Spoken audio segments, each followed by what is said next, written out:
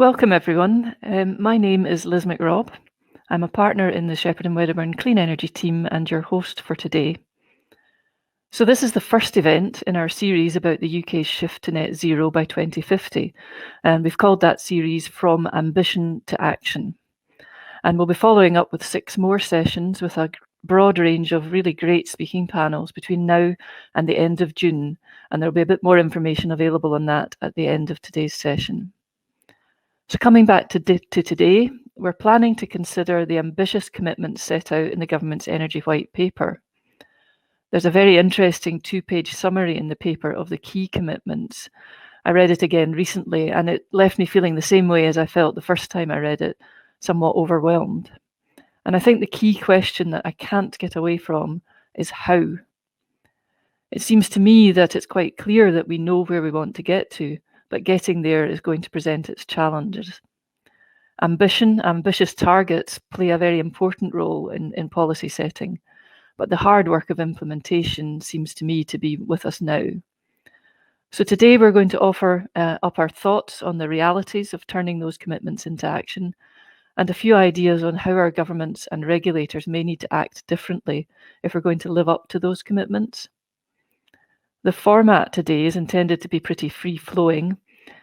You'll be glad to know we've abandoned death by PowerPoint, and the plan is that I pose a number of questions to our panel to discuss with you all.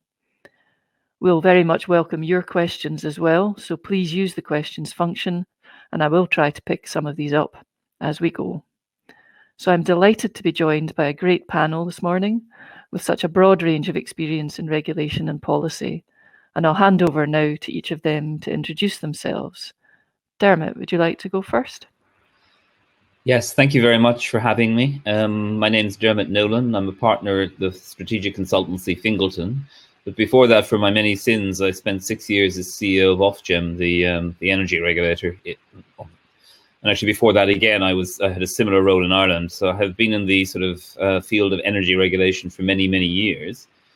And over the last, I suppose, period of time, one thing about Ofgem in the last couple of years, we did sort of, as an organization, start to focus on net zero. So I hope we will be able to sort of use my experience to bring some contributions to the discussion today. Thanks. Thanks, Dermot. Nick, do you want to go next? Yes, thanks, Liz. And may I echo Dermot's thanks for inviting me this morning. It's set to be an interesting discussion. My name's Nick Fincham. I've spent around 30 years in regulation and competition policy in the UK, on both sides of the regulatory fence. I spent a long stint at Ofgem and its predecessor organisations back in the 90s, the Civil Aviation Authority, and the last decade at Thames Water. Last year, I left Thames and set up a small consultancy, Skylight Consulting, and accepted the chairmanship of the Regulatory Policy Institute. So I can't say I'm an expert in net zero, but hopefully have got something to say on the issues that we're discussing today on regulatory frameworks in particular. Thanks, Nick. And over to you, Gordon. You're on mute, Gordon. Knew that would happen.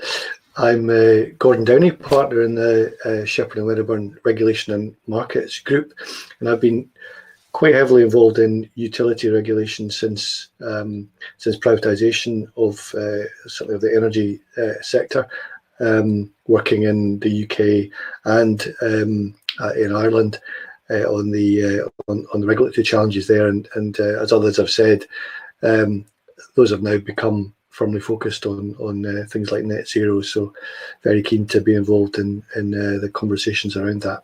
Thanks. Thanks, everyone. So just to get us started then, I think we've all realised that what's in the white paper sets a highly ambitious agenda, and there's challenges there, but also opportunity. And I thought one of the first things we could maybe chat about is how we ensure that our governmental and regulatory institutions are ready to deliver net zero. Are they fit for revolution, and what can we do to get them ready? So Dermot, do you want to kick off with that one? But please do interrupt everyone as we go.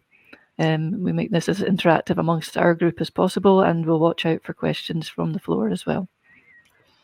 Thanks. I'll be relatively brief. I mean, the idea that government and regulation is fit for revolution is not probably the case, to be blunt.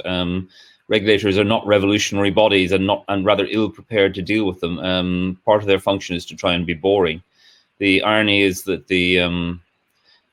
that net zero has come along and changed the game, and to some extent changed the rules by which regulation and policy are made. In terms of whether or not the regulatory framework is the correct one, I don't know. I think the most obvious thing that is lacking in specifically Ofgem's duties is, amidst the myriad numbers of duties and responsibilities it has, that it probably should have some statutory mandate to achieve net zero at lowest cost. I think that would clarify things to some extent, and certainly make some of the agonizing about sort of relative decisions within Ofgem somewhat more straightforward. I think that might also apply to other regulatory bodies, perhaps Ofwat and some of the others as well. There was talk of merging all the infrastructure regulators into one. That seems to have been at least temporarily abandoned. I'm not sure if it's a good or bad idea. I thought it was possibly a good idea in some ways, I have to say, but you could argue it's not worth the candle at this point because we simply don't have time. I think from the policy perspective, there is something missing in the sense of energy is the body that is the energy department is broadly tasked with net zero, or is probably seen as having prime responsibility. But that is within a larger department that is BEIS, which has been chopped and changed, frankly, over the last 10 or 15 years to a fairly spectacular extent. The idea that BEIS, or the energy part of BEIS, is going to deliver, in some sense, be the primary body to deliver net zero, I'm deeply skeptical about. I'm deeply skeptical about the extent to which it can capture to which the brief is the purview of one member of the cabinet, one senior member of the cabinet. There has been talk of creating a department of climate change, a department of net zero. In many ways, that is sensible, I think, provided it's empowered and a person is put in charge of it. But I am also slightly mindful of the delay it would create if you, in fact, changed the entire departmental structure and created a new one. So suffice to say, I think the institutional structure at the moment is probably not ideal. It's far from ideal.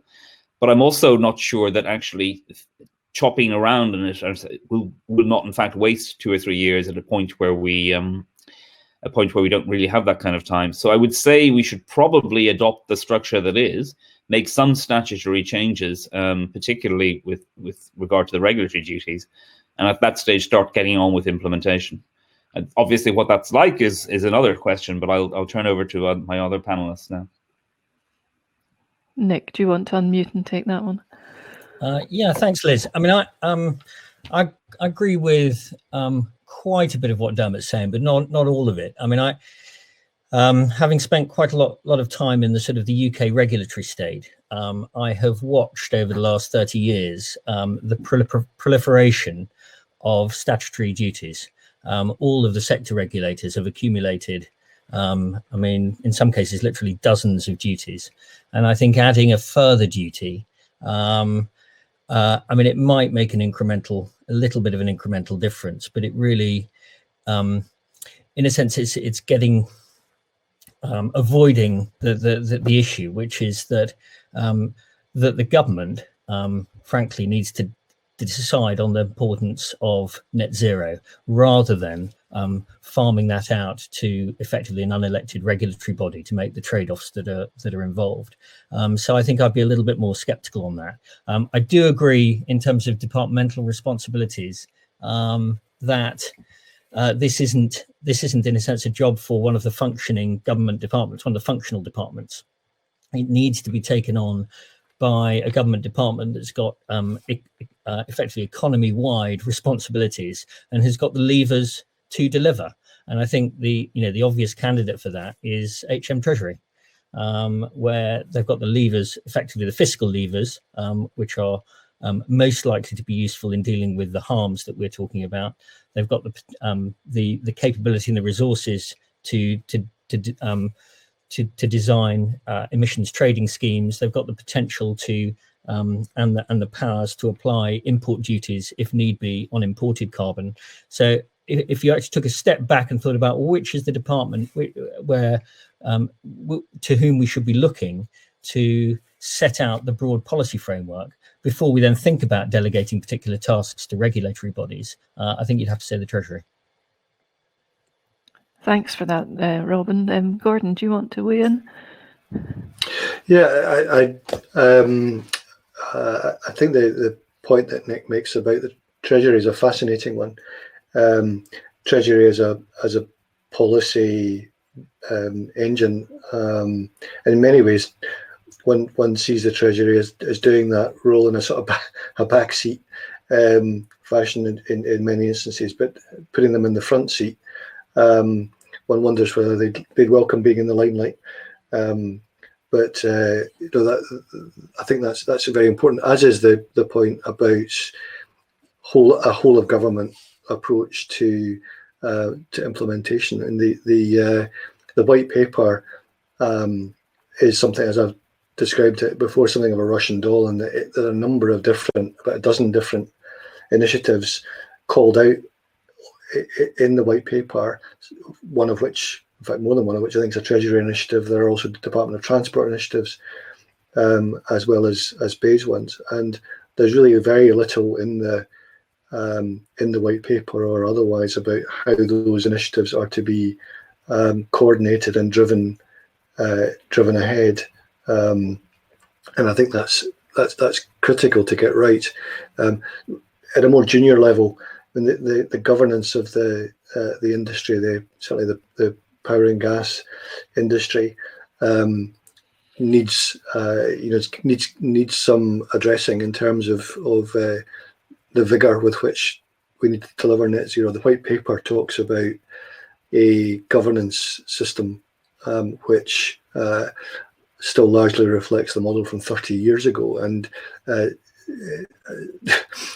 decorously says it needs to be updated. Well, I think it needs to be, yes, I think it needs to be updated from something which is what you might describe as a very distributed governance setup to one that's actually differently configured to actually produce quite rapid change in terms of achieving net zero. So that's my tuppence worth, Liz.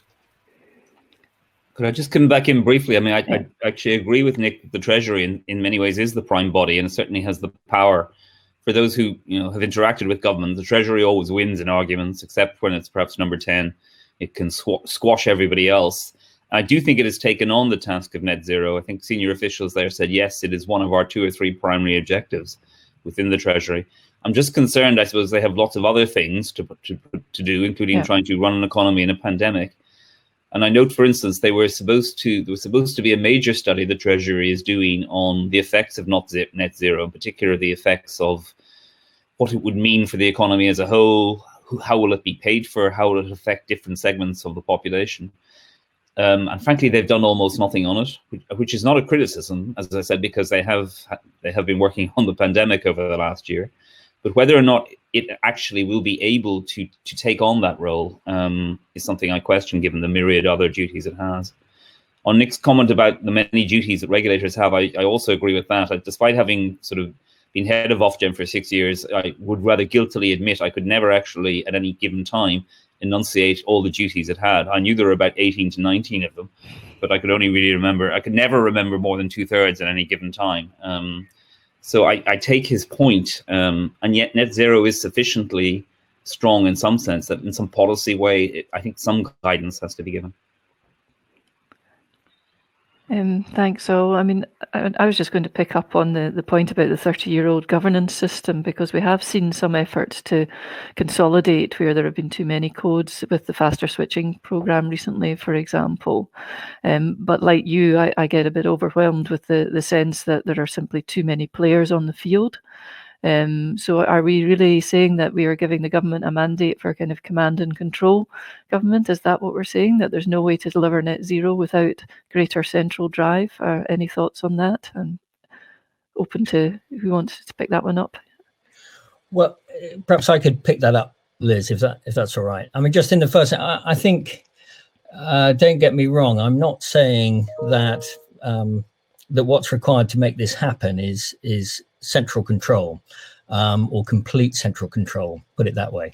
I think what is really needed is, once you sort of get through that layer of policy optimism that seems to shroud all of government's announcements on this topic, and actually quite a lot of corporate ones too, in fairness, with lots of emphasis on ambition and not much on on the meat of how things are going to what mechanisms are going to be used to deliver.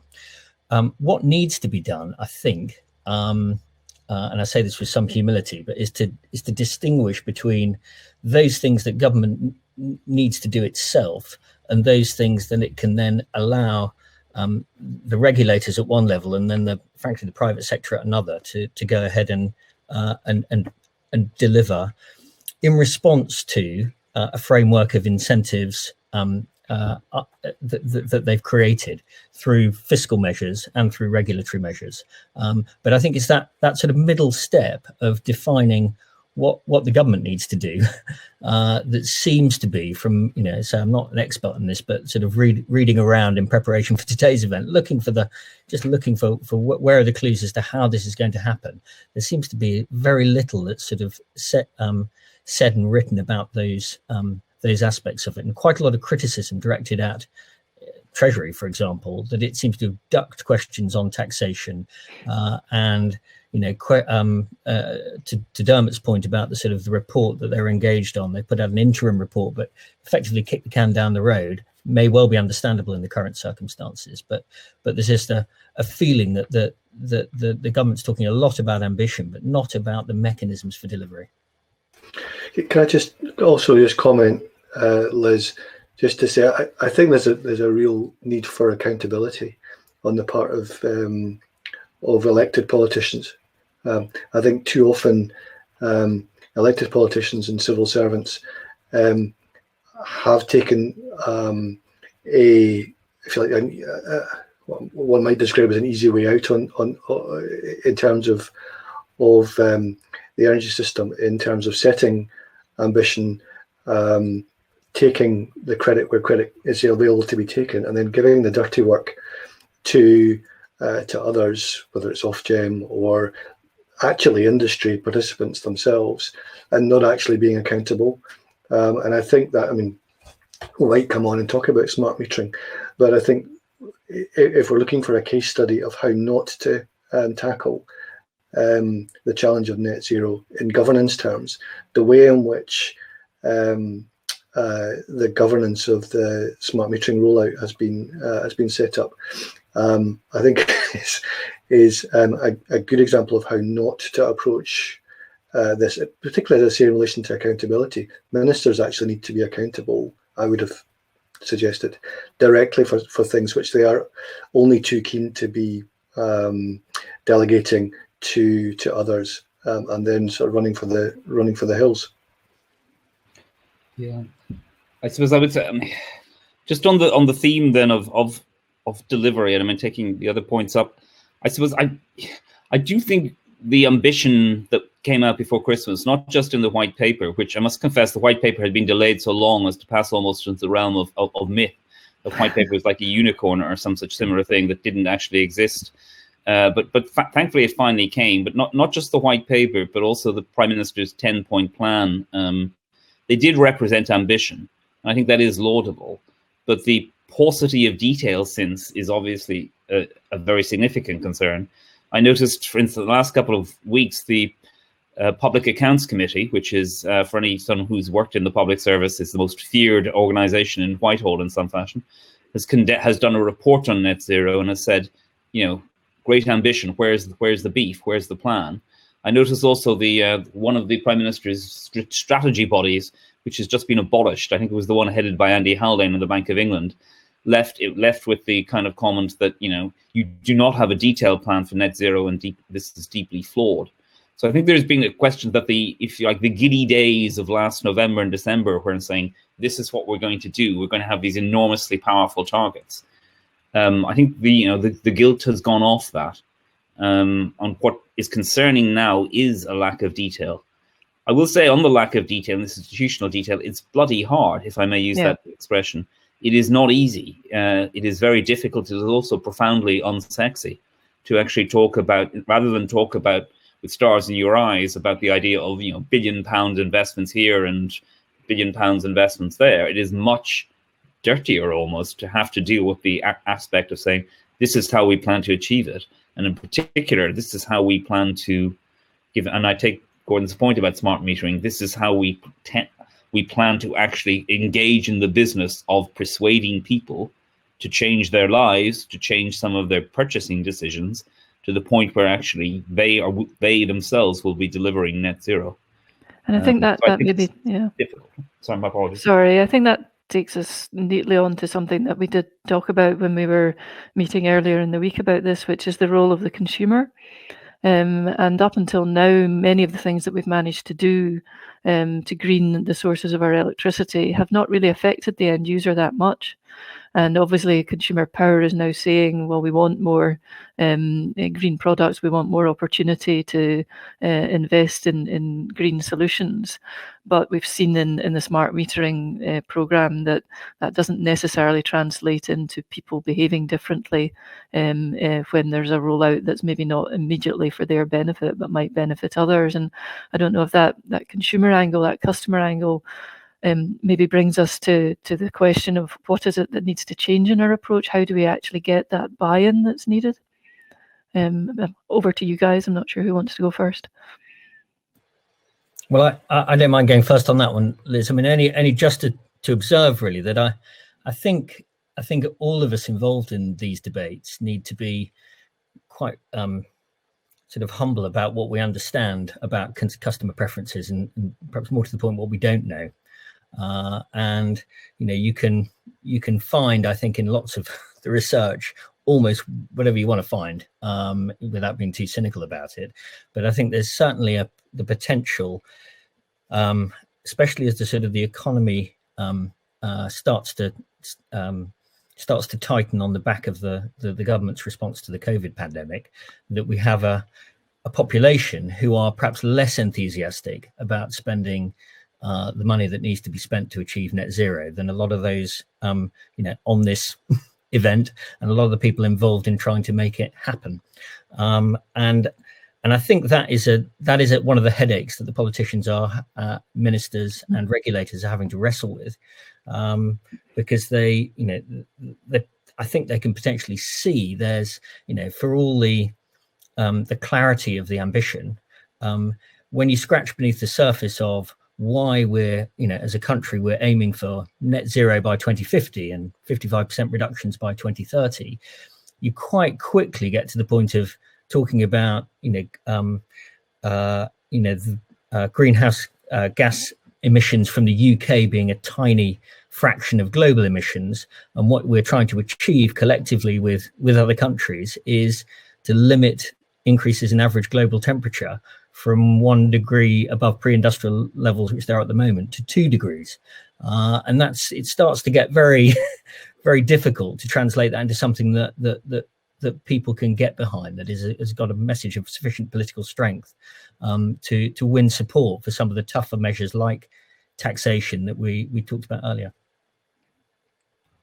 Yeah, I might just, smart metering was, as I said earlier, hardly a salutary experience. And I suppose I should cough and perhaps with embarrassment and move on, give my own role. And that was not perhaps spectacularly effective, though I think I can just blame BEIS. Overall, it's far more convenient target rather than blaming me or Ofgem.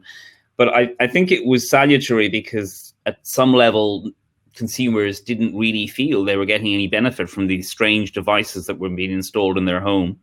And there was no obvious benefit to it. There was considerable inconvenience in the sense someone would come into your home, which is a very intrusive thing, and spend an hour and a half putting something in which seemed quite chimeric in terms of its effect. So that is salutary. I'm not precisely sure how we learned from it, other than sort of don't do it again, or don't do it that way again. But just again to state in some sense the blooming obvious, whatever about electric vehicle charging points, because one of the issues will be to decarbonize transport we will all have people who have cars they will all have to become electric. I'm ruling out hydrogen cars at this point. I think hydrogen buses and larger vehicles is possible, but not cars. So everybody who has a car will have to, and that's one interesting phrase, will have to convert to an electric vehicle, preferably in the next 10, 15 years, because in order to meet the interim targets on the way to net zero, we need to decarbonize transport. I can see that as creating great difficulties, particularly in some of the rural areas. I can see it creating great inequities in terms of first adoption, etc. But it is, I think, possible, if nothing else. The idea of an electric vehicle will have some allure, and I think it is possible. I think there'll be difficulties, as I said, dealing with distributional effects along the way. But I think heat, which is the tertiary challenge, and one organization I think that has done well in the last 2 or 3 years is the Climate Change Committee, headed by Chris Starks, of course, who lives in Glasgow. But Chris, I think, has given some very good senses of how things might roll out. But in particular, the CCC has said heat is by far the most difficult problem of net zero, something that will probably not be dealt with until at least 2030 and beyond, and will take 15, 20 years. But just consider, at the very least, decarbonising buildings will require every home in the UK to be gone into. The very least that happens is someone comes in and puts a hydrogen boiler in your house and makes various other changes to your heating system. That's the least intrusive thing. If we go all electric heating, which is perfectly possible, or a significant fraction of the country will, that someone has to come into your house and put a ground floor heat pump, a source heat pump. They also probably have to do significant work on your significant work on the energy efficiency measures in your house. That might be 10, 15,000. It might be wildly intrusive. And that, or indeed a hydrogen boiler, must happen for heat. There's no way around it. There are considerable technical challenges even to get there. But you consider saying to half the country, half the households in the country, well, you're going to have to stump up £15,000 for the privilege of converting your home to a zero carbon heating solution. And someone's going to have to come into your house for 2 days or 3 days to do it, and this has to happen to every home in the country. I want to stress that. So I know I've talked a bit, but it has to happen to pretty much every home, every business. Net zero doesn't leave much room for the idea of saying, well, we can have half of it done by 2050. It has to happen everywhere, and that is a slightly dizzying challenge, wildly intrusive. And frankly, and this is perhaps helpful given I'm no longer in Ofgem, but I've no idea how to do it. So it comes back to my earlier comment. This is bloody hard, pardon my language. And I think that maybe also, Gordon, you can come in, but takes you to the point of whether or not there's enough openness and transparency between the government and the end customer about the costs of the transition and the impact of the transition on everybody's lives, and that transition actually means change for everyone. And Gordon, I don't know if you've dealt a lot with consumer engagement over the years. I don't know if you want to come in there. Yes, I certainly have, and I can fully endorse the bloody difficult remark and the challenge in terms of actually changing or understanding preferences and translating those into action. But I just think there's a real difficulty, and no one's actually mentioned the word yet, I don't think, but a difficulty in terms of negotiating these things through the medium of markets, and how much heavy lifting that the institution of markets, actually takes us in delivering net zero. Clearly, none of these things are either ors. It's always a question of getting the right mix. But one wonders how far the notion of customer, as opposed to, for example, citizen, takes us in as a society in implementing net zero. And going back to Nick's earlier point, how much is actually deliverable through the sorts of incentives that can be delivered through price signals, and those which actually need to be just addressed through taxation and redistribution, to ensure that the burden of achieving net zero is shouldered by those who are most able to shoulder it. It is very difficult. I'm sorry for coming back in. I hope I'm not beginning to sort of rant, which would be most distressing for anyone having to listen. But I think again the question of funding and distribution is deeply problematic. A number of bodies have started talking about a just transition, which I think is an intensely important question, because it seems to me that, in particular, the electric vehicles side of things, certainly in my last couple of years in Ofgem, I said actually in public a few times, I said I have a profound dislike of funding electric vehicle expansion, which is generally, certainly has been so far, mainly the province of the more well-off. I have a profound dislike of funding that via sort of paying for it through the networks, which affects the bills of everybody and will have a disproportionate effect upon poorer people.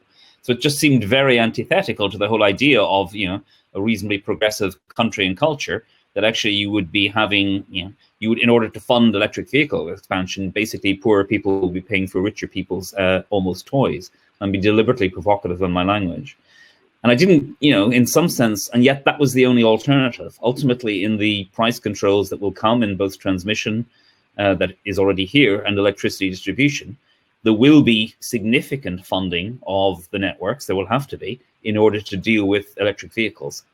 And that will affect poor people. And at the moment, there's no ameliorative device for that. So that brings back to Nick's point about where does the Treasury get involved in? How do we actually know the effect in this? Does the Treasury say to people who are being negatively affected distributionally and are not well off, we're going to provide you with tax breaks or something? I don't know, but it's a real concern. And there is indeed a strong possibility that, say, over the first 10, 15 years of net zero, we will become a less equal society, all other things being equal, in so much as those who are early adopters tend to be better off, and it will result in a subsidy from people who are less well off to people who are well off. And that's something that is probably a fact of life, but also needs to be dealt with in some fashion. It would be rather sad if net zero did result in basically the economy becoming less equal.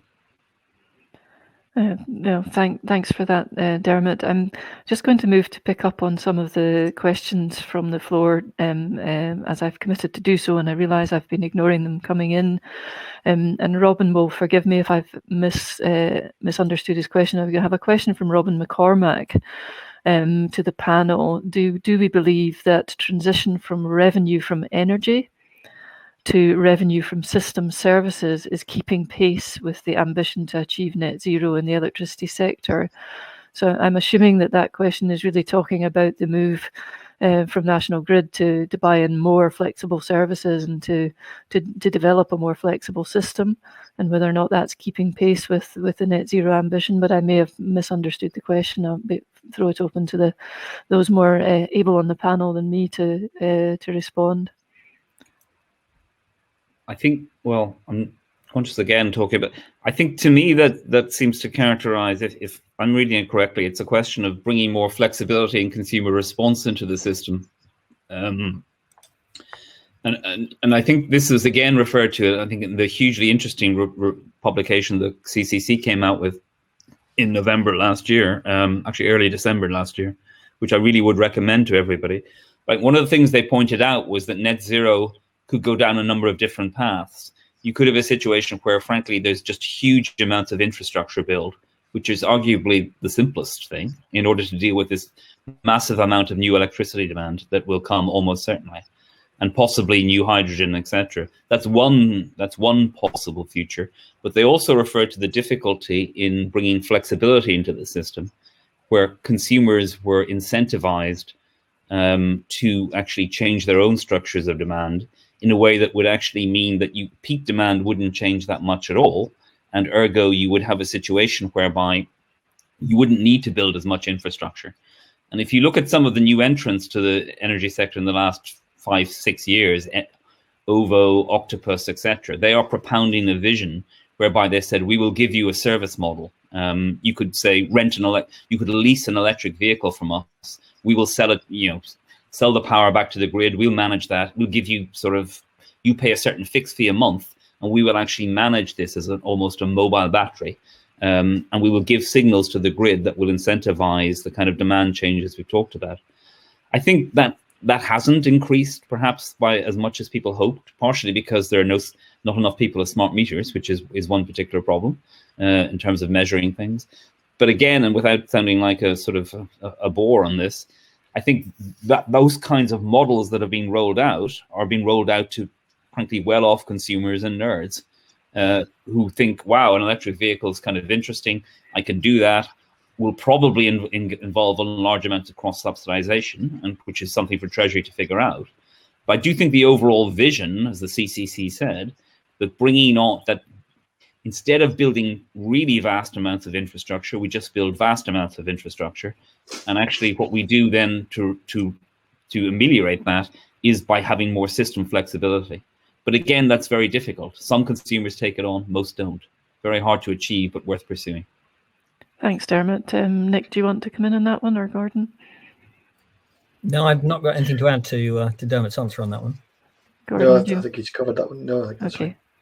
Right. I was maybe going to pick up on another one and sort of generalise from it that we have a question that's come in indicating that there's a consensus built around the fact that there's just not enough lithium available for all petrol or diesel cars to be replaced. And either the battery technology is going to have to improve, or that's going to become a constraint on the speed at which we can evolve to a fully EV market, and prices will go up, etc., making the problem worse in terms of this distribution and this evenness of spread. And I wondered if it really just pointed to a wider point in the offshore wind context. I've been very aware of big announcements in recent months of the likes of Siemens or GE investing in large facilities and large factories in the north of England. And to get to that point, it's taken 10 years of development of offshore wind projects through a non-commercial and a commercial phase to huge scale, plus immense signals from government of certainty and confidence over the next 10 years that the CFD regime will be there, and therefore finally we get some of these big investment decisions. And that question is really, to me, pointing at the supply chain issues. It's the same with the white paper heat pumps, and where is the investment going to come from? If we don't get implementation right, the supply chain will really struggle to respond. And I think that's again a question about the balance between the signals that government need to give and how markets respond. Now I'm failing in my role as a chair because now I'm having a rant, so I'll pass that one over to the floor. Well, sorry, just to come in on that. I think you make very valid points on this whole question. I mean, I suppose what we're looking to our leaders to do, and I'm thinking of our political leaders here, because I think that in a sense, they're on behalf of us, they've committed to this target, but is basically to sort of to strike a balance between providing the certainty and the stability that provides the backdrop that enables the investment that is believed to be required, but at the same time to take into account a vast array of uncertainties. We've spoken a few times in the last 3/4 of an hour about the complexity of the problem that ministers face. Well, the good news is they don't have to solve every problem. What they have to do is set a policy framework which acknowledges the uncertainty that exists and that will continue to exist.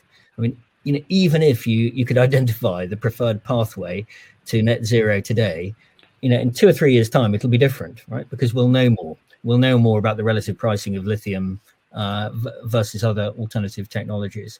And the trick is through the levers that are available to government, through principally the fiscal system and the regulatory framework, to be able to put in place a framework that enables decisions to be made. Now, there may be some big one-off decisions that involve converting the whole of the gas grid to transport low carbon gas or pure low carbon hydrogen or pure hydrogen, for example, and those can't be left to individual agents responding to incentives. They have to be gripped and decided upon.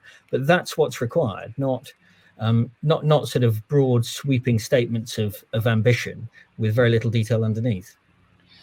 I would agree with that. I do. One thing I suppose, give the government a degree of credit for, which is something I'm generally quite reluctant to do, but is the announcement about, partially because it was politically difficult, but the announcement before Christmas that all sort of combustion vehicles would be banned. Well, actually, that's technically not true. There would be no new ones sold post 2030.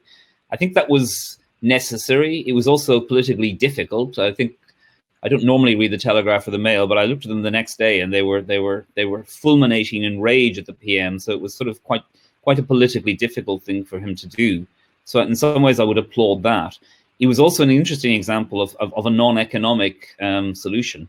The economist in me would say, oh no, you never ban anything. You give incentives and price carbon in a certain way. But the sort of the theoretical elegance of that sometimes might not have delivered. So I think it was the right decision. You need to ban combustion vehicles, however politically difficult it is. And I think it is giving a degree of surety in policy that Britain is all in on electric vehicles in the next 10 years, which frankly it is. So I do admire that. And I think that was one positive thing. I didn't necessarily feel, I have to say, or don't feel, though I wouldn't pretend to be an expert, that there is a consensus on lithium batteries. But I will again bring back to the unpleasantness, perhaps, of net zero in one sense. We've made a legal commitment. Costs might rise, but we still made a legal commitment. Ergo, and in particular, doing electric vehicles by we've made a legal commitment not just for 2050, but we've made different legal commitments along the ways with the various different carbon budgets. So one couldn't say the cost is irrelevant, but we have essentially committed ourselves to the situation is that we will pay whatever cost is required. And I think that's another slightly uncomfortable thing that government will probably have to say to citizens rather than consumers at some point.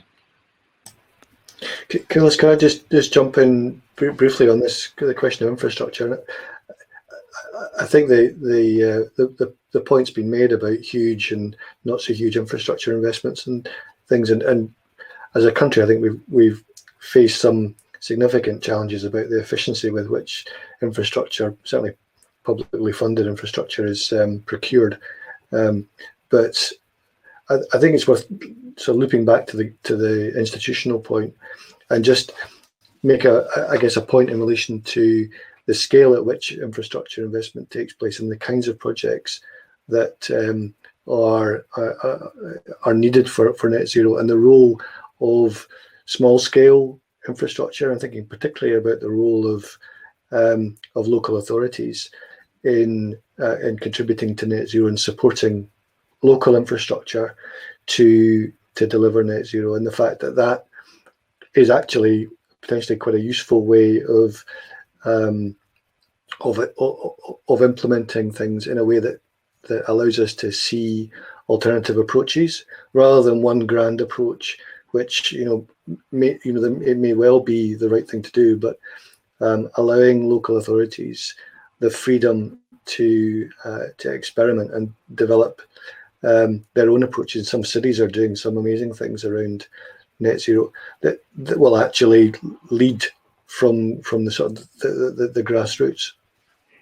Yeah, no, and I would certainly pick up on that. And I think we're seeing initiatives. The one that comes to mind is the Edinburgh Climate Compact, which Shepherd and Wedderburn are supporters of, which is aiming at looking at that city as in the round, and how that might be differently imagined, if you like, from a net zero perspective. And I think Glasgow and London, maybe other cities, are doing similar. So just be interested, Dermot and Nick, if you agree with our thoughts that local authorities and cities can be a great driver for change here.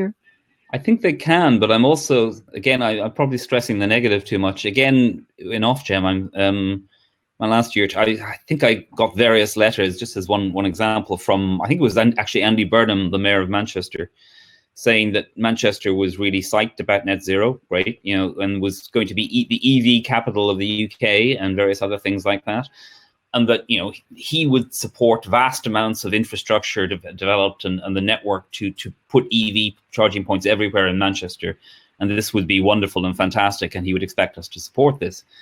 And I'm afraid I immediately went back to my previous agonizing and noodling about, well, hold on, the district Manchester is in is half urban, half rural. That if indeed we allow enormous financing of the network and charging points potentially be financed directly by consumers, it will result in the situation of the sort of smug suburbanite, of which I include myself very much amongst those, perhaps smug, well-off suburbanite being subsidized by the relatively poor rural user. And part of me then said, well, what right does Andy Burnham have to increase the bills of people in a completely different local authority where he has no democratic mandate? I couldn't really I couldn't find an answer to that. I think the best answer to it is to try and get other local authorities equally interested. But that is difficult, and it again brings back questions of distribution. It's great if Glasgow, Edinburgh, and obviously both Scottish cities have really embraced net zero. But it's really great if you see that happening. But again, you're dealing with questions of distribution. Should other people pay for the ambitions of Edinburgh? Yeah. And maybe just to take us back round to the elephant in the room, and no webinar at the moment can ignore it. But are there any learnings from COVID that we think would be useful in tackling the net zero challenge? We've only got 14 minutes left, so I don't mind having a first go at this. I'm sure there, I'm sure there are is the sort of short answer. And I'm sure in terms of sort of positives, there'll be a lot said about the risks that the government took in both sort of ordering and approving vaccines and the speed of the vaccine rollout, et cetera, which I think is it shows if you take a risk, sometimes it works. I think there's a couple of other sort of other lessons that may have relevance here. I've been quite struck throughout the whole pandemic and the government's response to it about the effect of controls on broadcasters. It's quite interesting that last May, Ofcom introduced restrictions that effectively prohibited the broadcasting of controversial views, which risked undermining official public health advice. And I think that, combined with very intensive advertising by government in all forms of media, I think has had a really substantial impact on the way in which the public feel about COVID and the government's response to it. And I think in terms of lessons, I think we need to watch out for it, because I'm slightly worried that that's one of the lessons I wouldn't want to be carried across into the net zero debate. But I think what ministers may have realised is that it's much easier to influence public opinion than perhaps they might have thought before the pandemic, and that may flow through. The other lesson is around modelling. And I think it's, we can have whatever, the modelling that's been done on net zero is extensive, just as there's lots of modelling done on sort of, the potential course of the virus. And I think it's just, one of those topics where just be careful that, models can give you insights, but models aren't necessarily brilliant forecasting tools. No, they're not. If I come briefly on the, I'm actually wildly alarmed now that I hadn't known that Ofcom had issued such an injunction. So the whole idea of while I think I accept it was obviously valuable for public health, the whole idea of that being replicated, and I must confess, I think climate deniers are idiots and would have no problems saying that they are generally idiots. But the idea that not allowed broadcast to be heard would rather alarm me, I have to say. And is not necessarily what I think we're about. But I agree with Nick about the modelling point. There was a huge amount of modelling done in the pandemic, which I think was valuable. Obviously, there was a lot of controversy about it. There's also a huge amount of modelling done in net zero, and perhaps though less well known, it is also quite controversial, because you people with very, very clever people with perfectly reasonable models get wildly different results. One model will predict no new nuclear in 2050. I mean, literally none. Other models will predict 6 to 8 new nuclear power stations of 3 gigs, of 3 each. I mean, they're wildly different assumptions. So it's very hard to be predictive. One point that does take me to is a lesson from the pandemic is one thing about, I know myself, again, the public servants and ministers are wary about is making the wrong decision and being paralyzed, and being fearing that in 5-10 years' time, they'll be hauled in front of the media or a judicial tribunal or the Public Accounts Committee for having, misspent public money or done something wrong ex post. And I think that is a concern. I think we just need to get over that. On new nuclear, I don't know actually if new nuclear is the right or wrong thing, but I think it's worth trying. It may prove to, if we build, say, 2-3 new nuclear power stations, it may prove to have been wrong in 2050. We could have done it more cheaply. But we don't know that now, and that comes back to Nick's earlier point. There's so much we don't know that it is probably worth trying a range of possible solutions. In 2050, we can look back and said, my God, it cost us more than it should have. And that's annoying, but I still think it's probably the right thing to do, to try solutions now that represent a range of possibilities, even if ex post they turn out to be more expensive. And maybe my final point. Sorry, on you go. No, I've been back to ranting. I'm afraid it's not at all. But when you're sort of CEO of Ofgem, people don't interrupt you, so you can get away with that. You get too used to it. But you were very welcome to interrupt me, obviously. No, I was just interested in that risk point that you're making, that we kind of need to get over it and take some of those riskier decisions, which seems to be a message coming through. And I think that's interesting. It picks up on one of the questions from the floor, which is quite rightly making a comment about the lack of decision making to support anticipatory investment in the power transmission grid over the years, that it's been very, very hard to get anticipatory investment decisions through, and that might need to change. And I think maybe that's a good practical example of a mindset shift. It's maybe focusing in just on one issue, but the kind of thing we're talking about for the speed of uptake is some risk will need to be taken and some assets will be built that we didn't need. Is that a fair comment, do you think? I think it is, and actually, your questioner can blame me directly on that. When I get into Ofgem, various people came along and said we need anticipatory investment, and I said over my dead body. I mean, literally, there is no way. Completely anathema to me. Whether I was right or wrong at the time, I don't know. I was probably more likely to be wrong than right, but I would be definitely wrong if I said that now.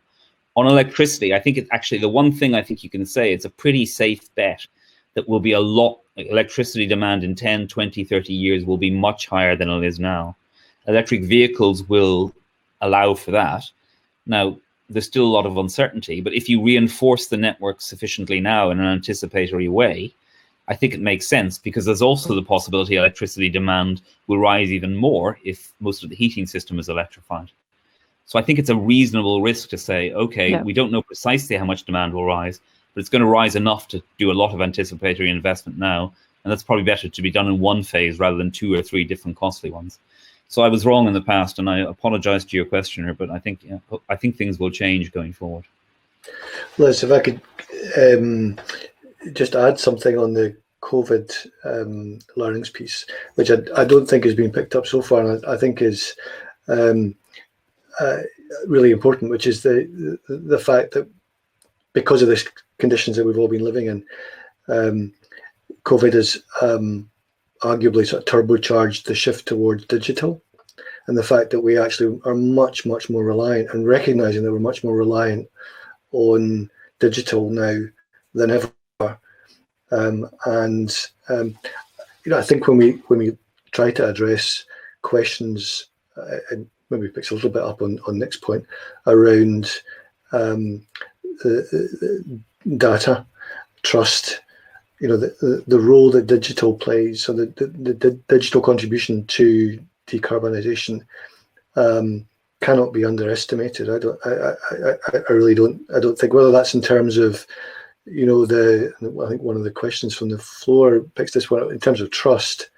How trust is handled now is largely, to a great extent, is a digital question, and how accountable the sources of information that come to us all in a digital sense actually are, and also how do we engage as citizens or consumers with the world, whether that's the energy sector or not, is largely or significantly a digital question now.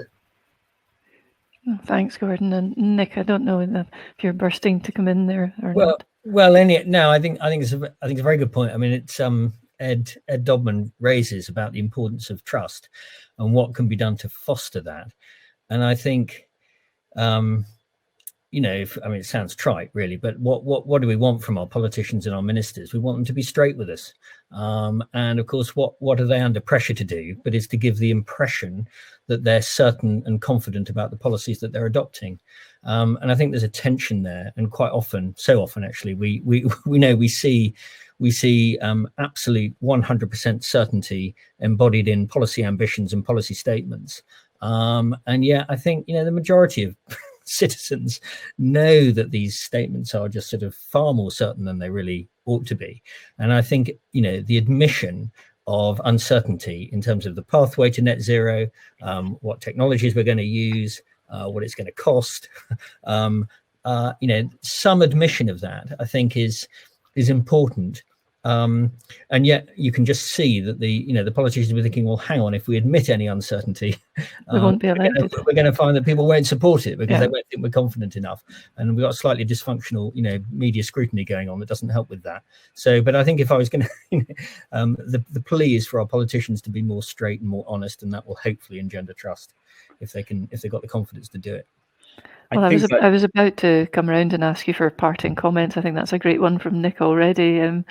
Dermot, I don't know if there's anything you want to leave us with in terms of any key points. I've probably talked enough, but I think I don't want to be overly cynical, but I do think that trust is sometimes politicians who do say sort of difficult things don't get re-elected. So I'm not sure if we always want politicians to tell us difficult things. We may say we do, but we often then vote them out if we don't like what they're predicting. I do think the one important thing is I think there is strong political consensus about it. I think I may probably say, I think I will identify him by name, but the current Secretary of State for BEIS, when I met him when he was an energy minister, almost at the first meeting, he said, Dermot, the debate is over. Net zero, the climate, the Greens have won. We're doing net zero, and that's it. And this was from someone who would be seen as sort of, very much the conservative end of the Conservative Party, and someone who might have opposed it. I think that's one very powerful thing in our favour. There is a very strong political consensus across that. And that's not a trivial thing. It's translating that into action. Obviously, that is when I use the phrase for the third time, the bloody difficult thing. But I do think the political consensus is strong. And if that can hopefully be transmitted into consumer behaviour and consumer trust at some point. Yeah. Gordon. Not much I can really add to what Nick and Dermot have said, other than just to sort of, I think, reinforce the critical importance of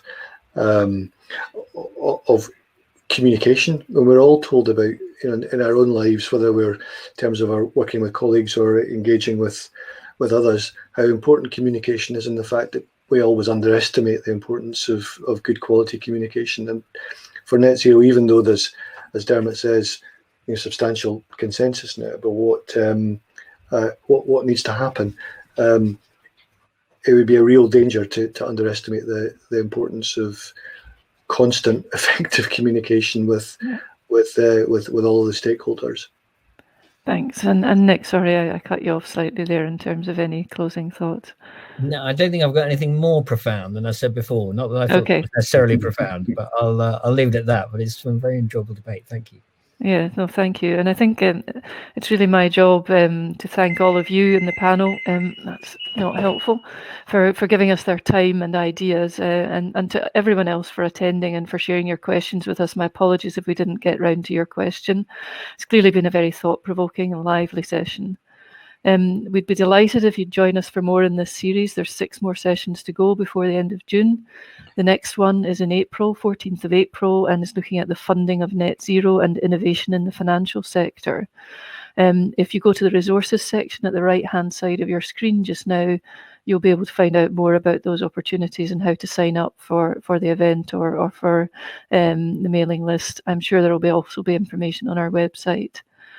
So finally, from me, I think just some closing thoughts. I do feel we're very much at a tipping point. Our desks at Shepherd and Wedderburn are now full of work relating to hydrogen, to heat, to electric vehicles, as well as the more traditional bedrock, if you like, of a clean energy practice, such as offshore wind and other forms of clean energy generation. So that transition to net zero has definitely started. I think we all know that.